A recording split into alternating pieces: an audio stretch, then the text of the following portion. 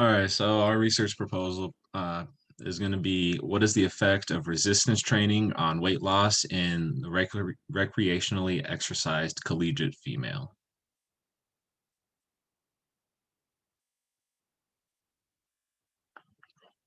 So weight management, it's a big area in the U.S. We have a hard time controlling our weight, and so resistance training it's used to improve your muscle strength, your endurance, and the overall mass.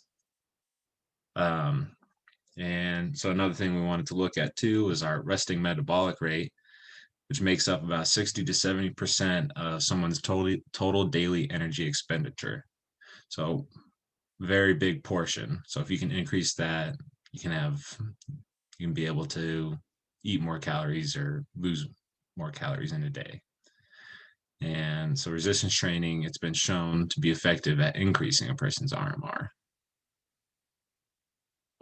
So purpose of our study, it's going to be how does resistance training affect the body composition and resting metabolic rate on recreationally exercised collegiate females.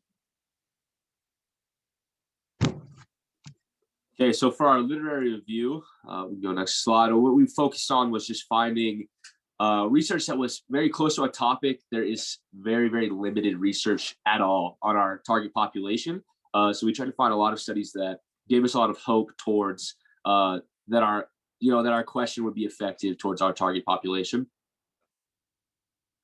So this first study studied 25 to 35-year-old women that are premenopausal. This is the workout they did on the screen is right here. It's a 12-week resistance training program. And then if we go to the next slide, it was aimed at reducing their resting metabolic rate, which it was successful at. Now this isn't our exact target population, but it did show promise that increasing their resting metabolic rate is possible. And this is our next study. This is another instance where they're trying to increase basal metabolic rate. This is sedentary adult women. This is another population that's close to ours, but not exactly what we're looking for. This is a 6-week resistance training program. Right here is their graph after 6 weeks showing the increase in BMR by about a factor of 400, which is pretty impressive. And then practical applications that we have from these two research studies specifically was that we can kind of translate some of this information to collegiate females. We know that resistance training can increase lean mass and decrease fat mass, as well as increase resting metabolic rate. That was the purpose of a ton of the studies that we looked into. These are important questions that we have to ask when answering our research question, which is how can we, affect by increasing resting metabolic rate and improving body composition. And that'll help us, overall with the problems that we addressed in the beginning of the presentation. And then research from both sides, we do want to show how this can also be taken a different way. This is a study about TRX training, which is basically balance as well as resistance training combined. It's a specialty form of training. And they were trying to prove that it's more effective than traditional resistance training. In their research, they were able to prove overall that they had higher statistically significant values of TRX training when compared to resistance training. They show that through these different kinds of graphs. And then this study is more in support of us, where it shows the difference between CrossFit training and resistance training. And they really weren't able to find almost anything better in CrossFit and then resistance training. They tried their hardest. The only thing that they saw was one statistically significant variable in push-up variability, which doesn't give credence to the entire study being better than resistance training overall.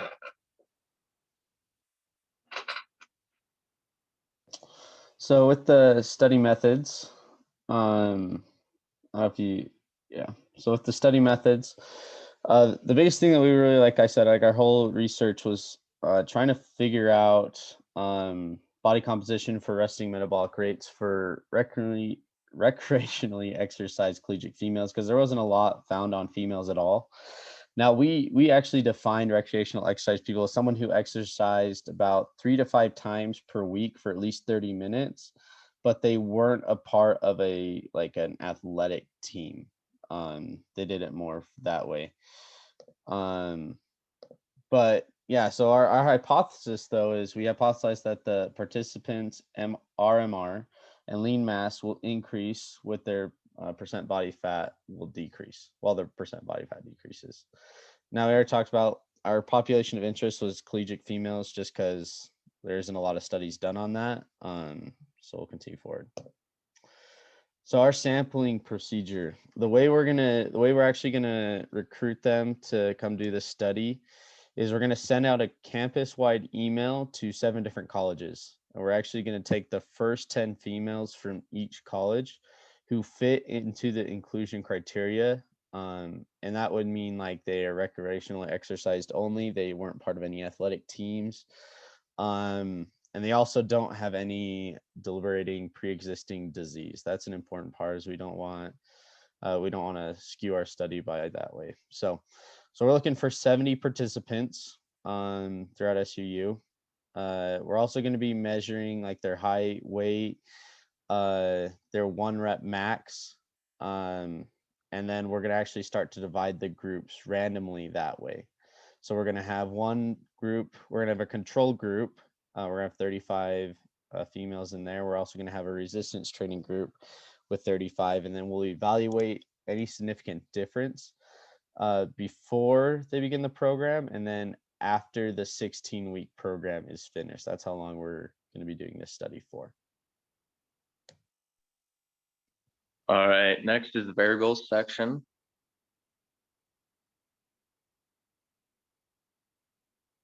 So our independent variable is the resistance training program itself, with the dependent variables being RMR, body composition, and weight.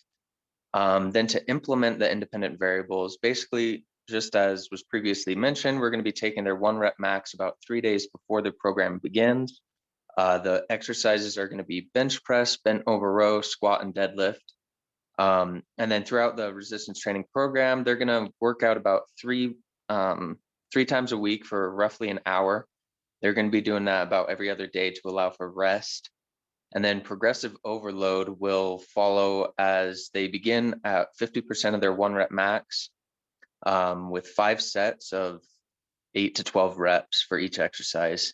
And then weeks 3 to 4, they're gonna increase that by 5%. And every 2 weeks, they're gonna increase their working load by 5%. And a member of the research staff will supervise all lifts and make sure that they're doing it right and are going through full range of motion. So dependent variables, so as mentioned, RMR, body composition, and weight will all be measured 3 days before. And then analyzation of the dependent variables, we're going to use a paired samples t-test to compare all the body compositions and RMR data between baseline and 16 weeks. And then we'll also use a Pearson's correlation coefficient to show how each participant compared to their peers. And then a p-value of 0.05 will be set to show any significant changes in any of the body composition variables, such as weight, percent body fat, and changes in their RMR. Possible limitations we have, delimitations is that the study will consist of 70 females aged 18 to 24, and the study will last for 16 weeks, and a BIA device will be used to assess body fat percentage. Limitations are their participants' diet, their sleep patterns, and extracurricular activities. And an unavoidable limitation we have is the percent error in the in-body machine is actually built in, and the participants' willingness to adhere to the program. All right, so just on a conclusion, there's been a lot of studies on male populations that show an increase in lean mass with a decrease in fat mass. And there's been some studies in the older female population that show the similar results with an increase in lean mass, decrease in fat mass. And so, the biggest component in trying to lose weight is staying under your total daily energy expenditure, which being able to increase your RMR would help you lose weight a lot easier. And so when you participate in a resistance training program, it's shown to have an increase in your RMR. We just think that there needs to be more research on the younger female population so we can definitively conclude that resistance training would help combat the rising obesity rates.